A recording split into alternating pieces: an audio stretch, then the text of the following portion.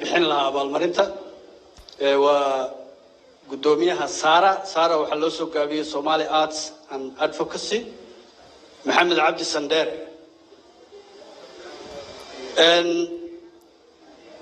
dhinaca fanka gaar ahaan wiilasha fanaaniinta fanaankay ugu wanaagsanaa dadka qaar si sacbinaya malaa waa si og yihiin oo maleynaa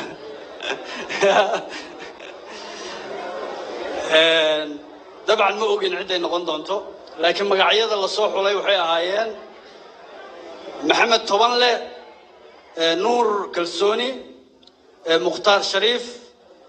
Subar Cabdi Fataax Yusuf Haybaro iyo Sharma Boy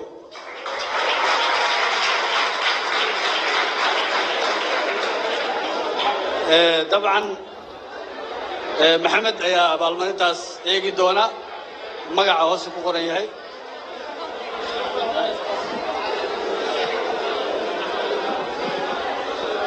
bismillah marka hore dhamaantiin waa salaamantiin caawoy axad 25 Oktoobar tahay fanaanka 2020 hebel codayntii shacabka Muqdisho kadib marka hore shacabka ku soo dhaweeya fanaankaas oo ah fanaan bulshada Muqdisho ay aad u jeceshahay taageero badan oo ku leh bulshada dhexdeeda haddii aan magaciisa soo qadimo oo aan idin soo gudbiyo hebelkaas oo aad caan u ah bulshaduna ay aad u taqaano waxaan hubaa sacab badan inuu dhici doono waxaan hubaa in aad uu hoolku u gilgila doono taageerayaal badanna ay dowlatus aad u weyn dhigi doonaan waa kee fanaankaas waa kee fanaanka da'da yar ee bulshadu jeceshahay waa kee ka waa fanaanka caanka alfanaan Sharma Boy ku celiya shacabka mar kale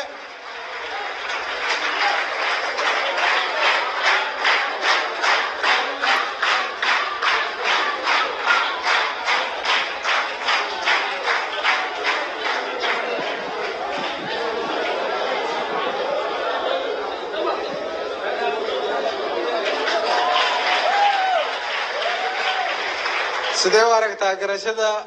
bulshadaada horta qofka waxa fiican ilaahay dartii inuu ku jeclaado qofka ilaahay dartii ku jecelna ilaahay dartii baa loo jeclaadaa dadka aniga waa jecelahay si ii jeceliin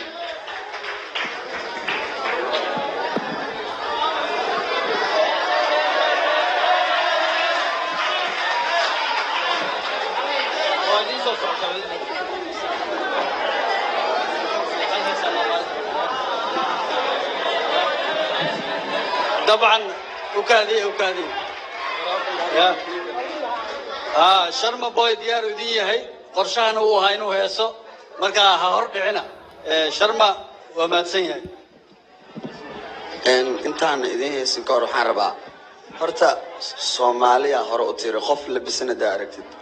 nin labisanin baa u booran aniga maanta macnaha intaan oo bulshada macna iyo codeysa xitaa waaba la buuxaa meesha hadii 7 qof iyo codeyn lahayd ay dheel lahaayeen sanadkan fanaanka Muqdisho tahay way iga badnaan lahayd laakiin hadda waxa waay anaa isku heestaynahay maadaama marka waxaan rabaa hadda aniga laftirkeyga inaan meeshan qof wax guddoonsiiyo qof kale ma qofkii dadaalkan intaan aan soo marnay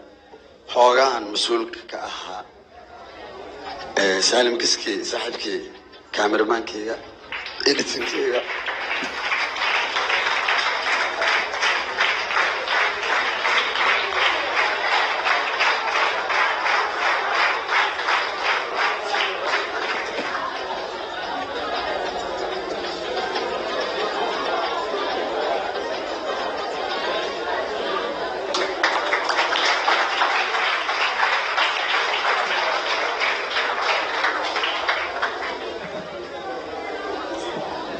السلام عليكم ورحمة الله وبركاته.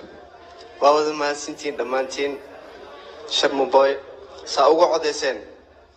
أنا قد خلفي وحواي عادي ونودي. كل إله كل جن بعد وتصمالي هان ولاته.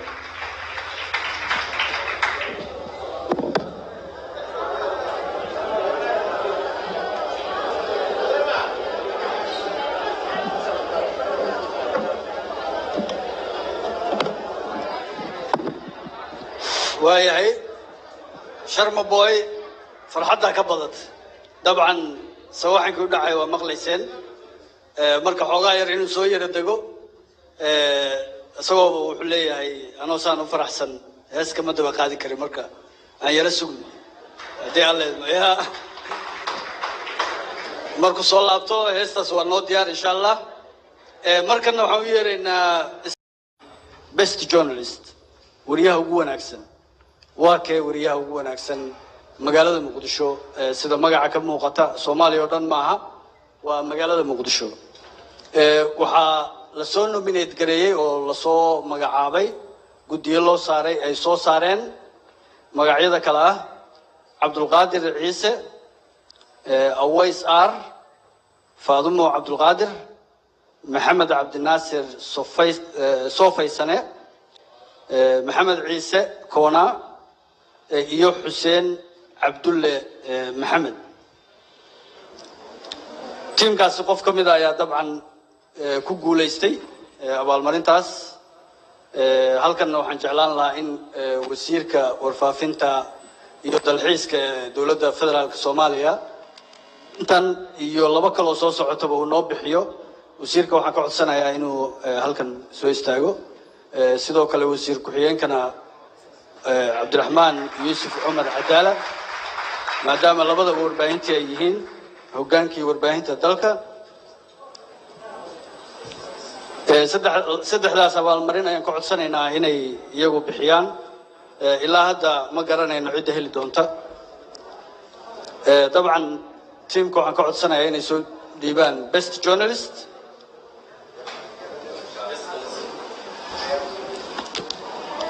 best journalist wasiirka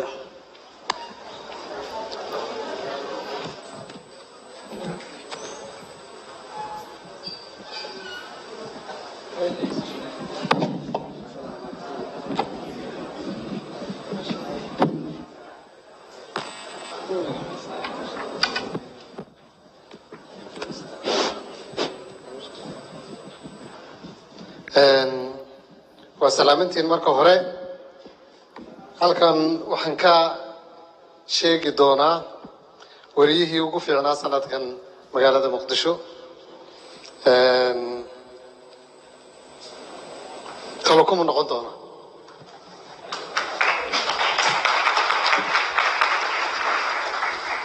Cabdulqaadir Ciise